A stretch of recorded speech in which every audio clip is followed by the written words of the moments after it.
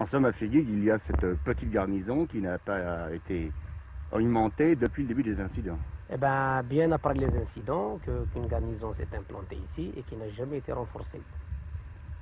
Il y a des volontaires aussi. Nous en avons beaucoup, heureusement. Combien environ? Eh bien, pour le moment, nous avons à peu près 500, disons, arrondi, chiffre arrondi. Chez ces volontaires, le nationalisme se mêle à un goût atavique de la guérilla. Ils s'excitent mutuellement et rivalisent d'imagination. Vive Figuig, vive Hassan II. Tu n'as pas honte, Ben Bella, âme de fourbe, que le feu de la forge te brûle les entrailles.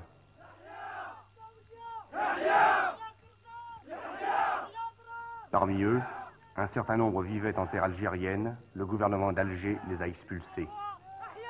Je suis étudiant. Vous vous êtes présenté comme volontaire pour assurer la défense de la frontière? Oui. Pourquoi?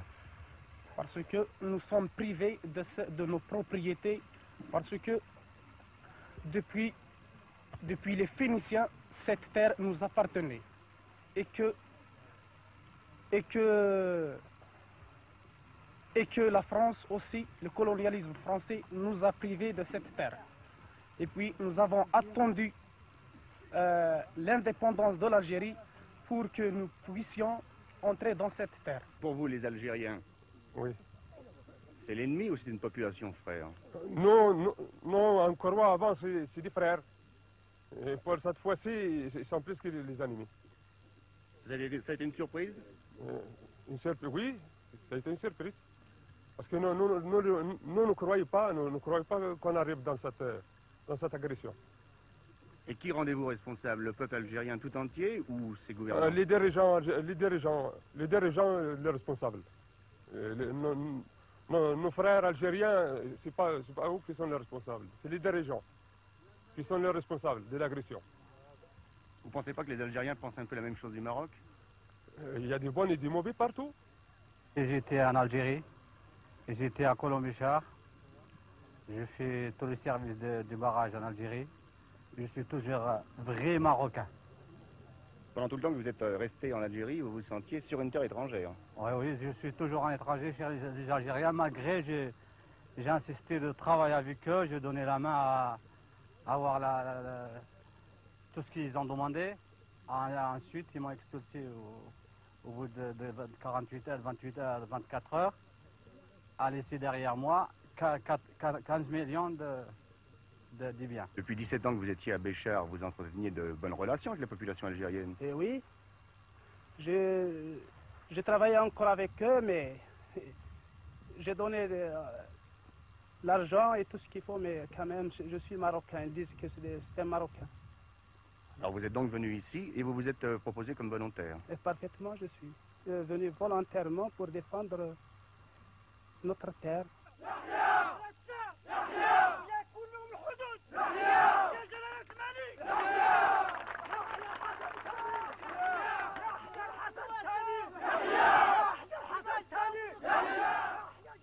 Ces volontaires sont le symbole de ce que le gouvernement marocain nomme un élan d'unanimité nationale. Quelle est dans ce contexte la situation d'une opposition de droite qui jusqu'ici dénonçait la modération du roi à l'égard des problèmes frontaliers? Alal El Fassi, président de l'Istiklal, vous parle. Nous sommes à côté de Sa Majesté parce qu'elle représente pour nous le symbole de l'unité de notre pays. Et parce qu'aussi, elle lutte au nom du peuple marocain pour la libération des territoires marocains qui sont attachés à l'Algérie et ou à l'autre territoire qui est attaché à autre fédération d'anciennes colonies françaises.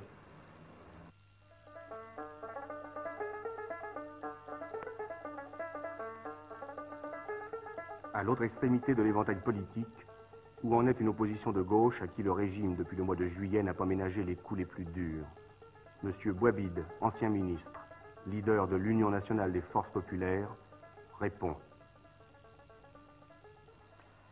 Eh bien, malheureusement, cette opposition de gauche est incapable aujourd'hui d'assumer ses responsabilités, comme on dit, nationales, puisque des centaines de ces cadres les plus valables se trouve aujourd'hui en prison. Pourquoi cela?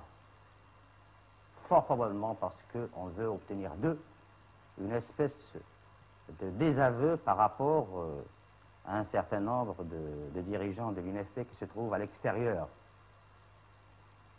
pour montrer qu'il y a une unanimité nationale qui est faite dans ces circonstances.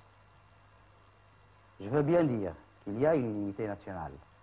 C'est vrai, parce que le problème des frontières intéresse tout le monde.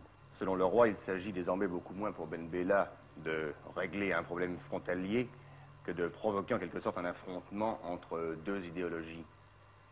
C'est vrai, le roi l'a dit. Mais je pense qu'il s'agit là surtout de la part du pouvoir au Maroc d'un réflexe de défense. D'un autre côté, on prête aux Algériens, bien sûr, une certaine volonté expansionniste d'imposer une espèce de socialisme à l'ensemble de l'Afrique du Nord. Eh bien, nous, gens de la gauche au Maroc, qui sommes socialistes, eh bien, nous ne pouvons pas accepter que l'Algérie puisse avoir de telles prétentions. Il n'y a pas de révolution importée. Nous avons des problèmes intérieurs, et c'est au Maroc même, dans le cadre même du Maroc, que nous aurons à régler ces problèmes. À Casablanca, à Rabat, c'était sinon l'indifférence, du moins le calme. Seul, pendant que nous y étions, Marrakech a connu une énorme manifestation populaire.